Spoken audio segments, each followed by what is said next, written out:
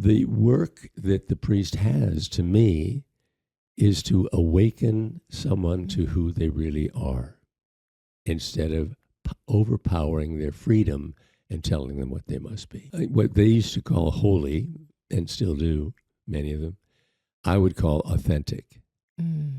Authenticity, to me, is the goal of living on this planet. Welcome to Harmonic Alignment, a podcast that explores the new frontier of energy medicine, bridging the gap between Western medicine and quantum physics, giving you easy and practical solutions. Guided by me, Dr. Larissa Sharipova, and me, Priscilla Koblenz. Join us on a journey discovering your harmonic alignment. On today's episode of Harmonic Alignment, Msgr Donald Fischer. My life changed in 2012 when I met this incredible presence. Msgr told me in our first conversation that your voice has a healing capacity when you sing, and that the magnetic field of the heart could be felt up to 20 feet away, and that Hawking scale of consciousness, unconditional love at 500.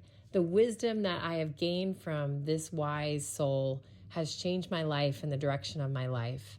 And I am so excited to share this with you today.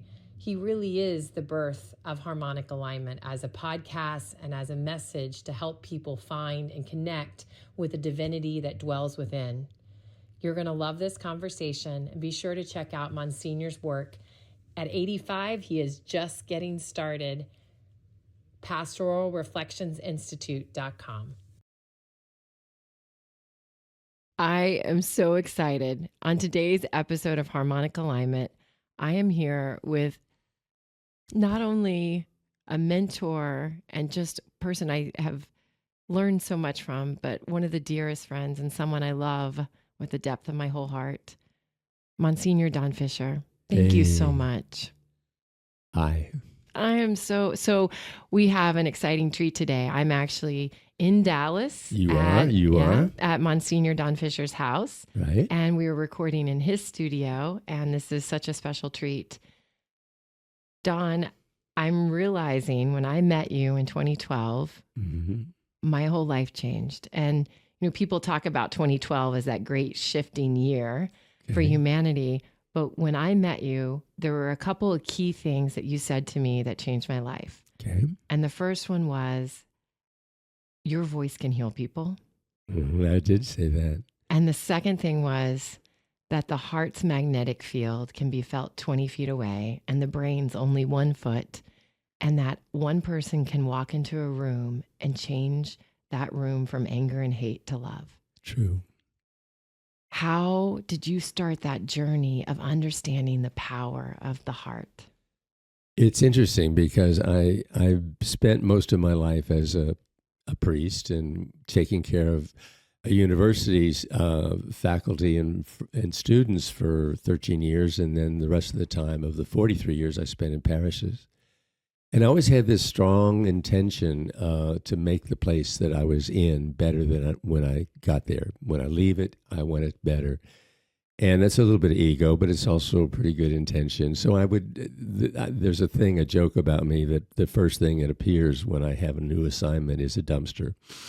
And it's because I tend to renovate the place where priests live and the church itself to make it more like Vatican II calls. But all of that kept me so busy. And I loved it, because I never had to think much about anything. I didn't spend much time reflecting, for sure. And then I met this man. I hadn't met him in when I was a chaplain, but Dr. Robert Sardello, and he had a place called the School of Spiritual Psychology. And I went to his courses there. And one of the things he used to say to me is, I really don't think you should be working until you die as a pastor, with your boots on, as they say. But I want you to think about what you really want.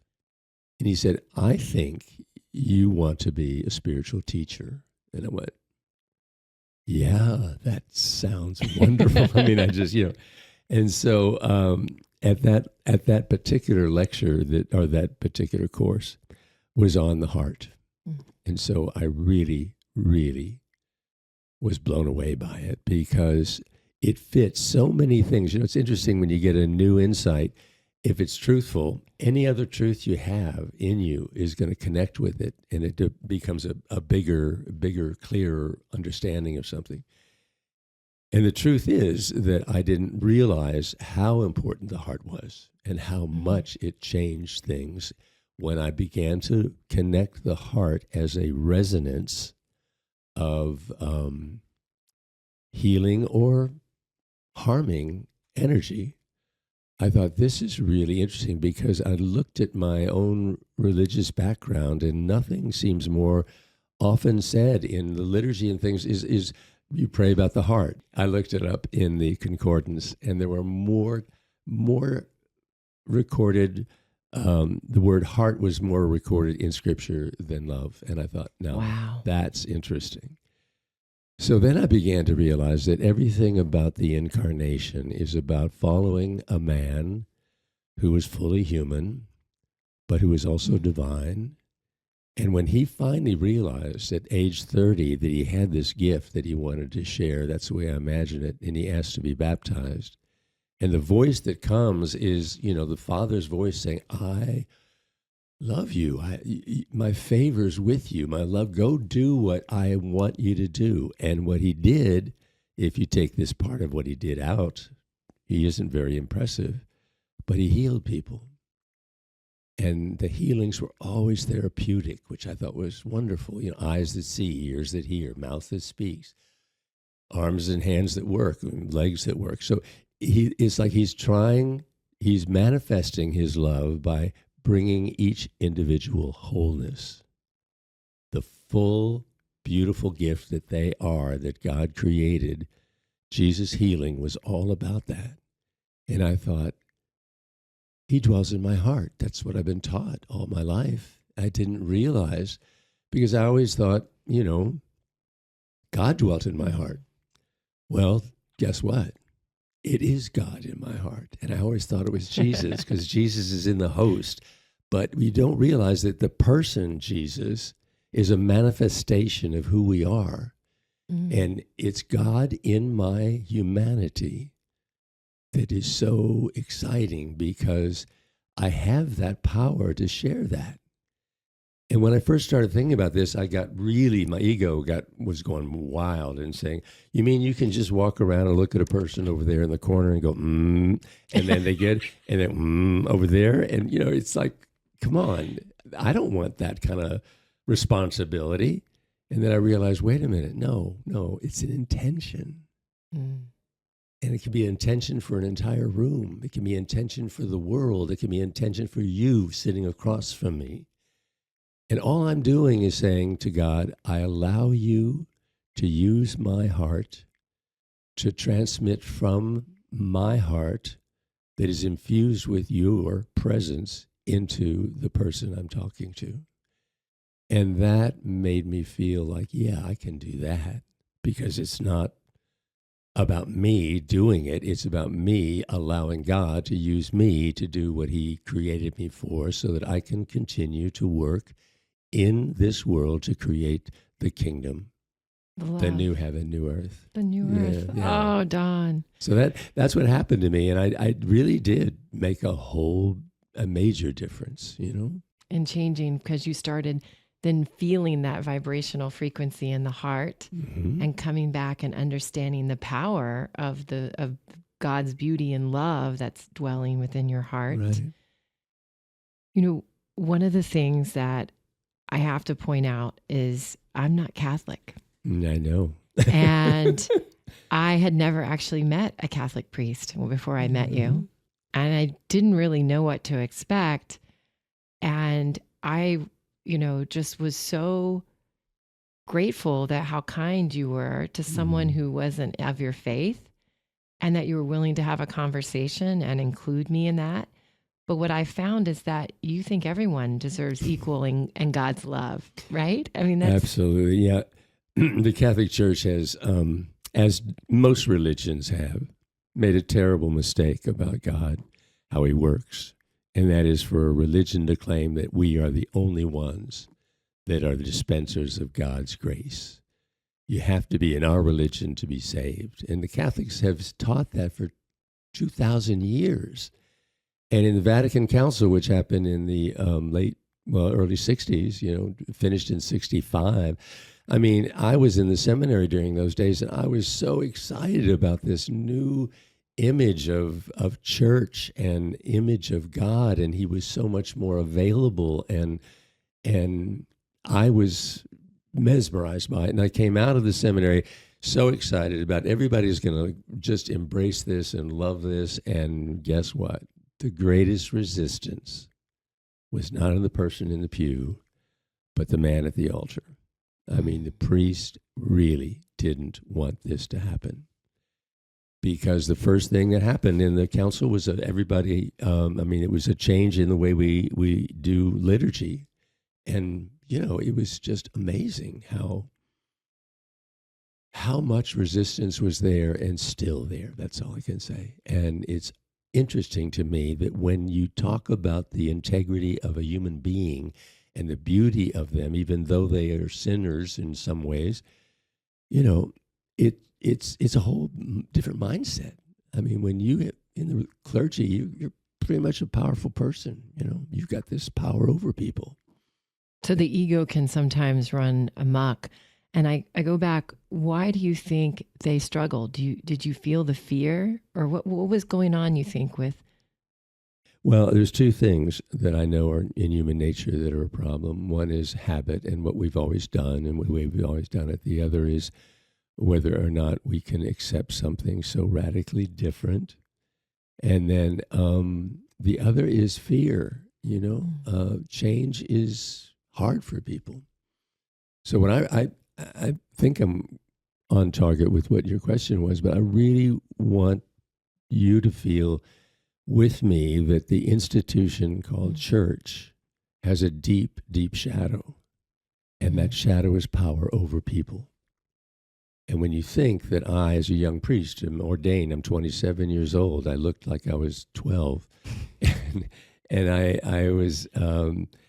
I had the power to forgive their sins. I had the power to make God present in the Eucharist, and all this stuff. And I learned it as a ritual. I could do these rituals. I didn't have to have a deep meditative state in order to do these things, even though that's what I try to do now.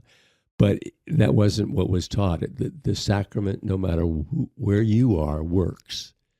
Well, that's a terrible thing to tell somebody that's a priest. It doesn't matter if you believe it, even it still works. So, but the work that the priest has, to me, is to awaken someone to who they really are, instead of overpowering their freedom and telling them what they must be. You just awakening them to who they really are. Yeah, I would call that living in what they used to call holy, and still do, many of them, I would call authentic. Authenticity, to me, is the goal of living on this planet. God gave me who we are, gave us a world that we didn't have any choice in, right? And we had no choice in our parents, yet I believe with all my heart that every family of origin is filled with people who are there to challenge the weaknesses and make the weaknesses that you have more present in you, and then you can start inviting grace to transform you. That is where trauma starts, and then you figure, okay, what does trauma do? I spent one part of my life, one workshop I went to that was a week-long thing at the Meadows, and I learned about an inner child, and the inner child is your authentic self, and that authentic self usually survives until about age 5, and then it begins to look at itself and says, I'm not what I'm supposed to be. And then that little child kind of gets pushed off to the side and doesn't evolve. And evolution is so important in this story. And so what happens then is you go on with your life, and that little boy, little girl is just imprisoned somewhere in your psyche. And then what this particular therapy was about was being in a room with 7 or 8 other people and 2 therapists, and we invited our inner child to come forward. Oh my God, I found him on the steps of my grandmother's house, and he ran to me, jumped in my arms, and this is all active imagination, but he jumped in my arms, hugged me, and he was funny. He said funny things, and I was so happy to hold him, And that was I probably did that in maybe, I guess it was probably 85, 87, no, maybe closer to 90. So I was up there in age to discover my inner child, but that changed something deep inside of me, that this little boy who was so attractive to me was now loved by me and not hiding from me because I wouldn't accept him. And why I wouldn't accept him was because I was in a world where I was given a job when I was very young by my mother, who said, I want you to take care of me. Not those words, but that intention. And when I had to take on the role of a man to take over my dad's role of loving my mother, that little child, that's when it just went. That's when it stopped being a child. I jumped from my youngest years into adulthood. And I remember when I was 3 years old, I was in Chicago. I can't believe I remember this. I moved there when I was 1, and I must have been 2 or 3, and we had a big apartment we lived in. And this big apartment had 2 doors. The door you walk in, and then there's a little room where you push the buttons and you go to the next room. I was caught in there. I didn't know about buttons. The first door opened by itself, and then I got in and it closed, and I was in this space. And I remember that sense of, isn't it interesting? I'm not outside and I'm not inside. And then what I realized in therapy over years is I was in the liminal space, which is so important to be aware of, because you have to feel what it feels like to let go of something that you've had in your life all the time. And before you get what you're working for, there's this pause. Sometimes it's years and years. A liminal space where you're not fully yet who you will be, but you're not what you were. And that has been a first memory, and I thought that was my inner child saying that, Help me. Yeah, help me. I'm not able to move to the next stage of my growth. I'll be caught in a liminal space of being a man while I'm still a boy, and the little boy didn't get paid attention to. Don, I'm so glad you mentioned trauma. I think everyone has their own form of trauma. Absolutely. And what you're saying, that as a priest, you actually did the work and went and uncovered that trauma as part of your growth to get closer to God. Yeah. How do we get more people to be comfortable, going through the messiness of their trauma? And I can imagine as a father to so many people and your sheep and your flock, that you heard so many stories of people's pain and suffering. I did. But the thing that probably was the most important thing I did when I was a chaplain, I was only 6 years into my ministry. I was in my early 30s. And basically what happened was there were some people there that on the faculty that I just were drawn to just by their very presence, and they were all in the psychology department. And then we had a rather famous Jungian man, and he and his wife came, and Jim Hillman was his name, and Patricia Barry Hillman was the other person, and I just was so drawn to her. I mean, it just was instant. And then I took a course with her on dreams. I thought, this would be interesting. And so I did. And so it was the first time I understood dreams have this wonderful capacity to let you know what's going on inside you that you're not conscious of, but it's real. It's really where you're happening, what's happening to you through symbols. So I, of course, said, If it comes to being better, do I want to be better? Yeah, I want to be better. I want to be better. I want to be better. It's a curse, but it's also got some positive things. So I said, I'm going to take your course. And then as soon as I took the course, I said, I want to be in therapy with you. And so for a couple of years, we did therapy. And then I moved on to another therapist, and I probably was in therapy off and on for 15 years. But in that self-reflection, as slow as the work was, I kept hearing him say the same things.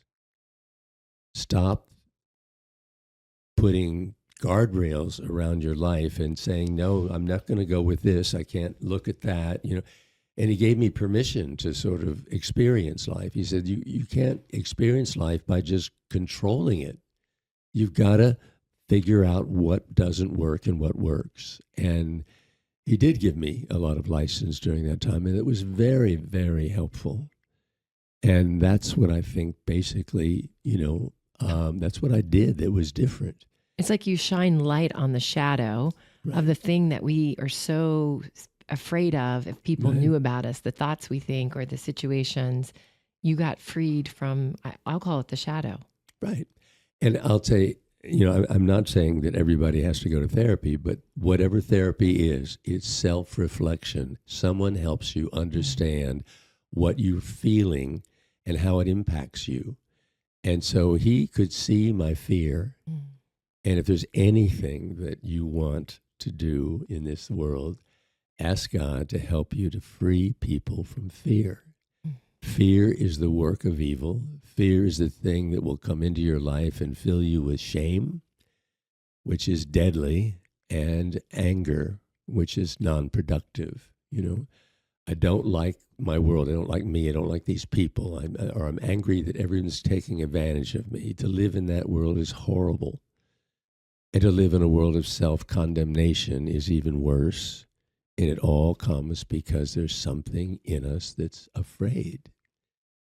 And after all the work I've done, I came up with this idea, and I think it's really true, and it's really fresh in my mind. The main reason we're so prone to fear and judgment and condemnation of each other and ourselves, because if you do it to yourself, you're doing it to other people, is simply that we have lost a sense of the divine. God is not engaged with us. I mean, we're not engaged with him, I should say. He's always engaged with us, wants to be engaged with us. He never forces himself on us. But what he wants more than anything else is for us to feel his love, and not just to us personally, but to the world, and everything that's going on in the world is being touched by him. And when people allow God, and I think this is I've never said this before the last couple of years, God is there, we don't allow him to be a part of our life, which just sounds insane when you think of he's the creator of all of this, and we don't want to be close to him. It's like, would we want to be close to a major, important figure in the world? Yeah, I know so-and-so, I know so-and-so, I know this person. We want to be around them. We want to think we know them. And yet there's the one guy, he's not necessarily male, but the one thing, the one person, call him person, the one person is there at our doorstep, and we go in and out, and he's right there wanting to take us somewhere, and we just walk past him. And it's like insanity when you think about it. Why wouldn't we allow divinity into us? The reason? Fear of religion, I think. Yeah. Don, not only do you talk about it from God's standpoint, from the Bible standpoint of how these thoughts and emotions affect us, but you've also gone into the science behind it and talked about the quantum, and that you're understanding that every thought and emotion you have has a frequency, and that frequency affects not only you at a cellular level, but the entire world around.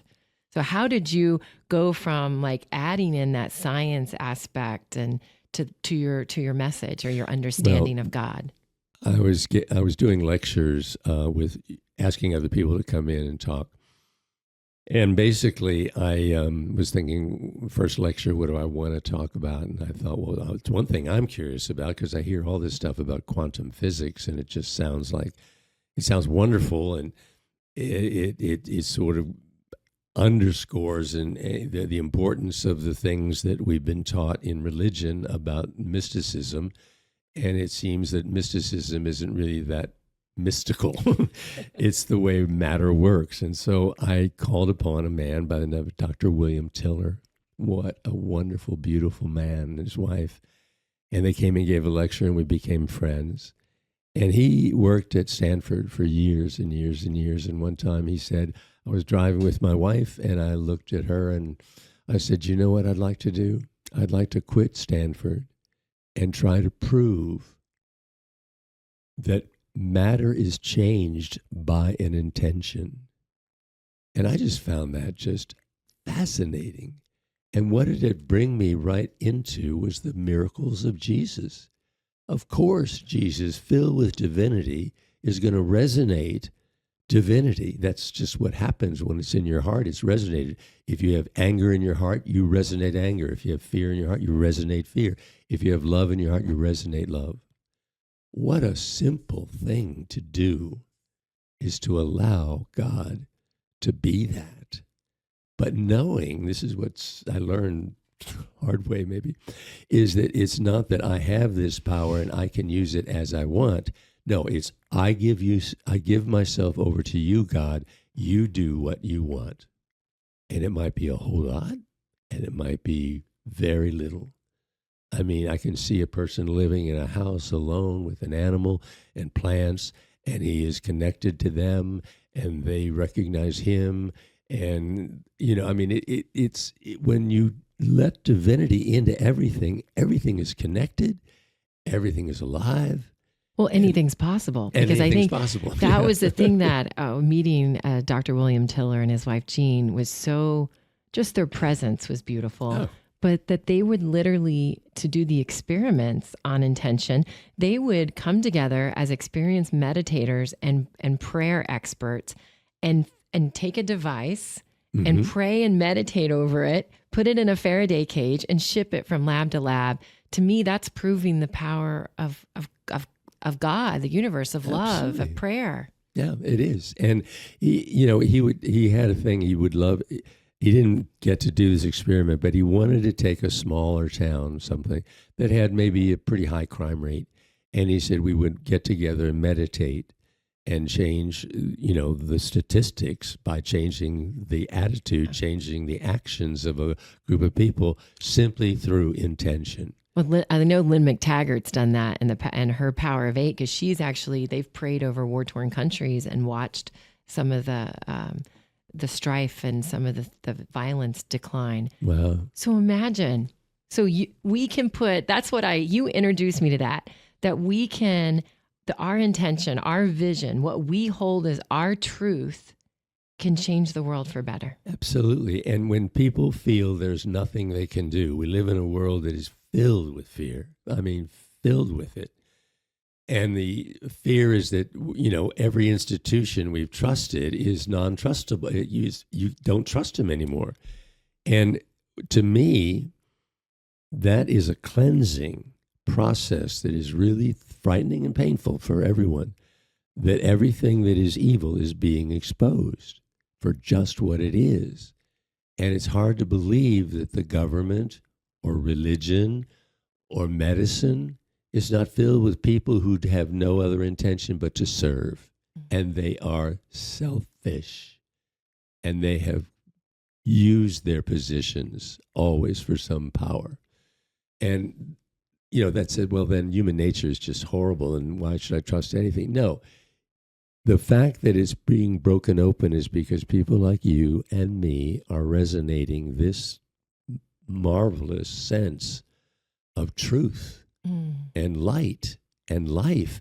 And it's hitting evil, and evil says, wait a minute, I'm going to lose this place, so I'm going to get them, I'm going to ramp it up. I'm going to ramp it up and make them more evil. And yeah, you look at some politicians now and you go, where did they come from? Where did they get these extreme ideas and judgments and judgments of people. And it's interesting. I'm Catholic, obviously, and but the church has gone through already pretty much what the government is now going through, I think, because the Curia, which is the cardinals, think of the Curia as the Pope's board of directors. Okay. He makes decisions. If it's not in a council, if it's in a council, then whatever they vote on is the truth. But it really works with the Pope wanting to make changes in the way the church manages people. The interesting thing about the Roman Catholic Church is 3 things it's supposed to do. It's supposed to teach, which is the truth, doctrine, rule, which is guide people in what to do. And some of that ruling is about just running an operation. You have to have some rules and laws, sign this or do this. And the other is to sanctify. So teach, rule, and sanctify. All right. So the Holy Father realizes that there is a corruption that's rather legion in the Curia. And he had a conference once with the whole Curia at Christmas time and said, "You are the problem in the church." I love that he had where did he get the what to do that? And because he was so worried about the corruption. And then he changed it so much that every one of the departments called consistories that had to be run by one of the cardinals or archbishops or bishops, clergy, that he said, no, these can be run by lay people just as well. I didn't say they can't be run by priests, but he opened it to lay people. And he is the one that does the appointing.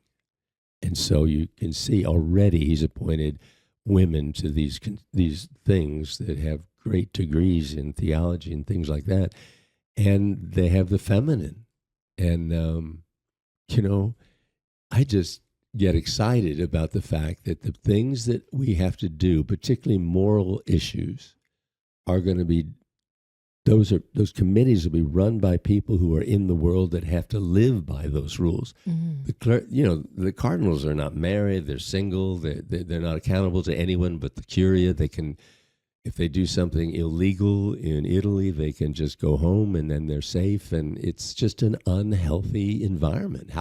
Who wants to be in an environment of all one sex and then have no accountability other than your brothers that are there? I mean, it's corruption 101. It's going to turn into self-centeredness. And I love that you're pointing that out.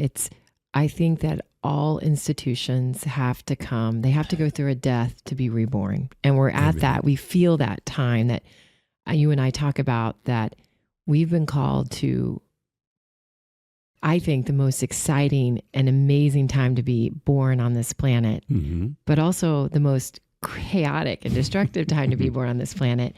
And, you mentioned the church. How do you hold the vision? How do we create a vision for the future of what you think the church will serve in the best way? Well, here's the thing that I think the church, where it failed us, and the church as an institution is a wonderful, beautiful thing, and yet it's human, so it can be corrupted. But the one thing I feel about it is that it has this intention. Like you'd say, what is God's intention? He wants to live in me. He wants to resonate out of me. Well, what does he really want? He wants the kingdom of God to come.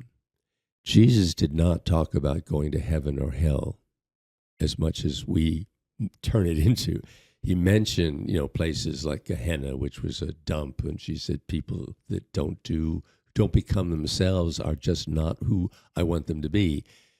And they don't have the value that I've given to them and things like that. But you go back to the image that I'm working on, is that the reason the church is most needed is because it wants to make sure that we understand that God's intention with this world is to destroy evil.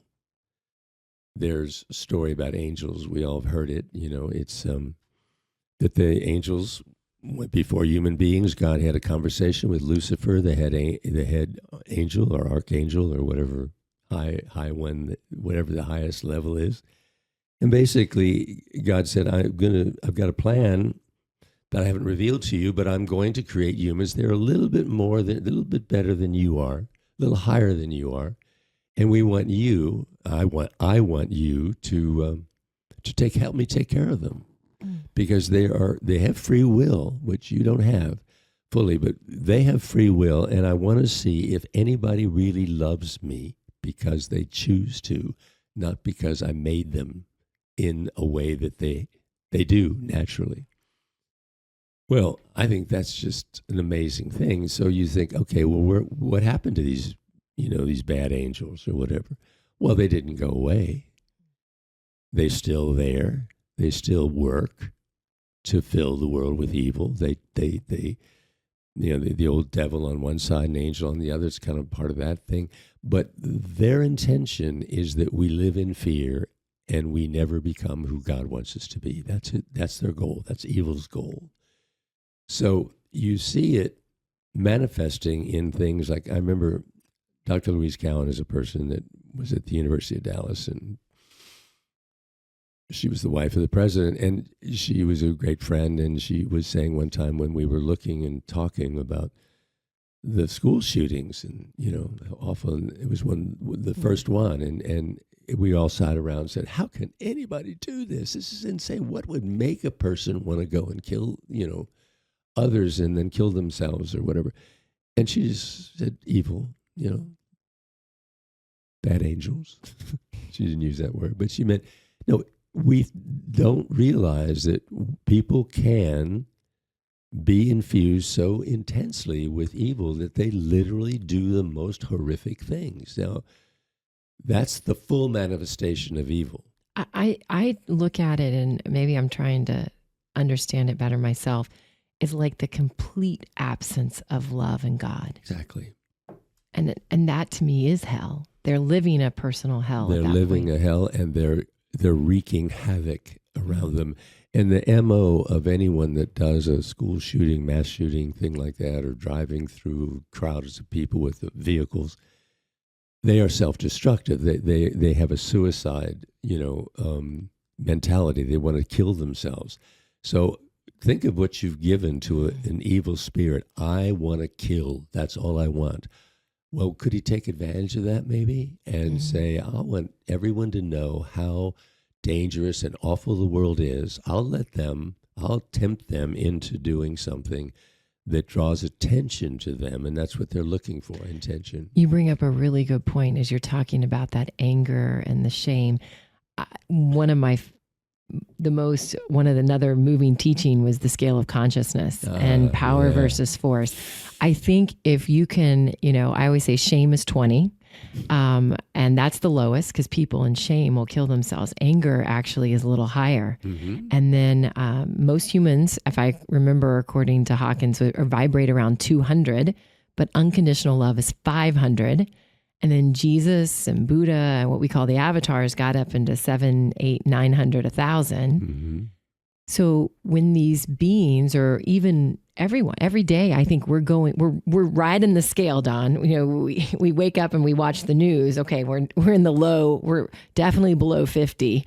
And then if we can find a moment in nature or with our child or with an animal or just connect with someone we love, we can feel it in us. It's not just a thing, a thought. It actually has a frequency in our whole entire body. Well, I think another way to describe the evolution of consciousness is to look at it as becoming fully who you are.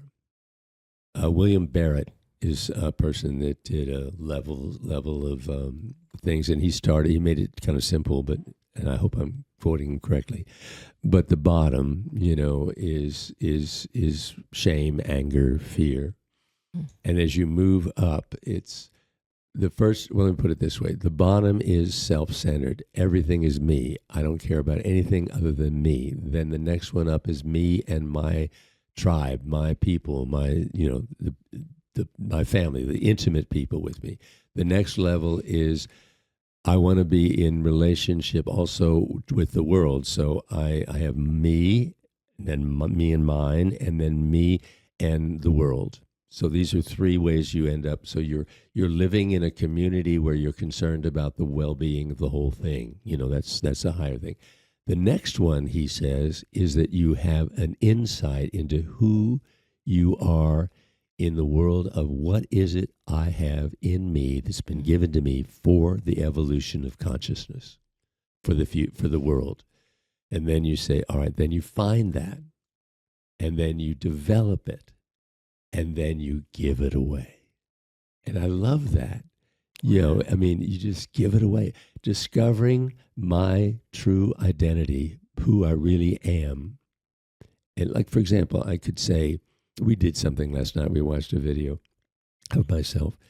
How's that for? And what about you? What about you? And yours was better than mine. No. But anyway, I saw a difference in me when I'm talking, because I believe that this is just my gift and who I am, and I believe in what I've been given. I've developed it, certainly. And but when I start giving it in the form that is somehow performance and not presence, oh man, I looked at myself when I was in that performance mode, and I said, that guy's eyes are terrified. He just looks like hair. And because I was, saying the right thing, but it didn't feel like what I wanted. I just love that you pointed that out, Don, because you and I, as I'm an artist, and I know, and it is an art form to connect with an audience the way you do through your teachings. But the moment and you're on stage and you're singing, and the moment you're like, oh no, I did not just do that. And then you can't recover. It takes you down. And the only thing, and you helped me with this, was that if I am doing this because I want people to like me or to think I'm good or wonderful, and that's why I'm singing, that is a completely different energy than I am asking God to use my voice to come in through me to offer people love and healing. And if they choose to accept it, I am now just a vehicle of bringing the joy and the gift of music to all those I encounter. I no longer have that burden of, it's all about me. And you make a mistake. I'm like, nope, divine. God called that one in. Thank you, God, for that mistake. I am blown away by what you're saying, because it so resonates with me. That's exactly what it is. And when you understand, and I'm so excited about your ministry that you're doing. And I told you, and it's true, the first time I heard you sing in my house in Tuscany, and I want to thank you again for trusting this man who said, would you want to come to my house for the weekend? And you said, yeah. I got in a car with a stranger and took off in Italy. Anyway, she was safe. You were safe, and you knew it. You knew that before at luncheon. You knew you could trust We met. By the way, we forgot to tell them that we met in Italian class in 2012. I got flunked out and put in the lower level. Don likes to say, and you took me to lunch to make me feel better. I did. So. I said this poor, in front of the whole class while she's sitting there. Well, everybody did all right on intermediate except for Priscilla Koblenz. Will you go downstairs? Yeah, go down into the lower level. The shame. And I love it. I think it was downstairs that the other class was meeting. I don't know what it was, but anyway. Now, where was my going with this? Oh, your ministry. I love that you say that word. That makes my heart. Yeah, it is a ministry. But when I heard your voice in my house, which is all stone, and there's you said, I hope I don't break any glass. And I thought, that's silly to say. And the frequency came out. And it was like bouncing everywhere around me. And I just felt it so intensely. And I don't know whether opera has a unique way, but it's the same way especially when you sing something for Puccini. Man, I was blown away. And I've always been blown away by your voice. And I watch people when I do retreats, and you're there as part of the work that I want to accomplish with them, and you do it so well. And I know that's been a major ingredient. And it's because now I realize this table has a frequency, this metal has a frequency, everything has a frequency. And when the frequency is recognized and believed in, and then you start feeling it, and it's coming. I have a backyard here that's filled with trees that are all bursting out into green, and I could just feel the energy of those new leaves. Just, it's a different backyard in a way now, but even when it's without seeming life, it resonates a kind of wisdom about dying and then rising again. Anyway, everything is talking to us. And when you believe that, and then you say, well, who's talking when everything's talking? It's God. It's divinity in you, in me, in this table, in Kyle, in every. It's just amazing. Just amazing. So what a gift you are. And I just love the fact that we're going to work together. I feel in some ways, even though I'm older than you, that I have a great potential to continue to work. I mean, we're just getting started. And when it's not my work, it's just here two people saying, "Oh yes, we allow you to do your work," which sounds almost ludicrous until you realize that most people don't. I didn't. I did the work, and I know God was in me, and it was. I did good things, but nothing like I can do now, and nothing like you're doing now. Well, And, Don, you inspired this. So much of the creation of Harmonic Alignment was, I realize now, because I met you and we talked about the healing power of the voice and understanding that everything in the universe is energy, vibration, and frequency. That great That's Tesla true. quote.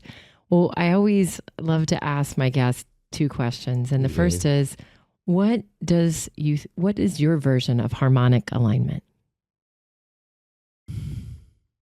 The word grace, it's connected to mercy, and it's unmerited love. To me, frequency, resonance is the experience of being loved unconditionally. It's of its very nature, and I don't know how to describe it, but grace and mercy and unmerited love and is all the resonance that is flowing out of a heart that is filled with divinity. That is changing the world. That's it. I mean, it's so easy in a way to understand once you understand love, because it's not about attraction. It's about a resonance of divinity flowing from your heart outward to touch the world and people in the world. That's it. I love that version of harmonic alignment. Great. And then the last question I have is, you have a microphone and you get to talk to every soul on the planet. Mm-hmm. Is there a message that's coming up for you right now that they need to hear? I know this is going to sound maybe egocentric, but I just would like them to listen carefully to everything I just said, because with you across from me, resonating love to me, I've been able to talk about things that I was amazed how clear they came out. And I thought, even while it was happening, I was saying, this is really kind of cool, because usually I was, I forgot what I was going to say about that. No, it just flowed, and that's you in me, and me in you, and God in you, and God in me, God in everyone. Amen. Amen. Thank you. Thank you. Love you. Love you too. Are you ready for your Energy for Life bioenergetic nest scan? Dr. Larissa Sharapova and myself, Priscilla Koblentz, offer personal, private, 90-minute consults to get you back to optimal health and well-being. And starting in the new year, we're offering an Energy Mastery Program, a monthly membership which will give you access to a monthly scan as well as 2 group masterclasses to help you optimize your wellness in the new year. For more details, visit the show notes or check out harmonicalignment.co. We hope you enjoyed today's episode of Harmonic Alignment. If something resonated with you, we would love to hear about it. Please consider leaving us a 5-star review and subscribing so you don't miss an upcoming episode. Thank you. The information contained in this podcast is provided for informational purposes only and not intended for the purpose of diagnosing, treating, curing, or preventing any disease. Before using any products referenced on the podcast, consult with your healthcare provider. Carefully read all labels and directions. The products and information received through the podcast should not be used to replace a consultation or advice from your healthcare provider. If you suspect you have a medical problem or have any healthcare questions, please promptly call your healthcare provider. This podcast, including Dr. Larissa Sharapova and Priscilla Koblenz, and the producers are not responsible for any possible adverse effects from the use of information contained in this podcast. This podcast may contain endorsements and advertisements for products or services. Individuals on this podcast may have a direct financial benefit to the product or services referenced.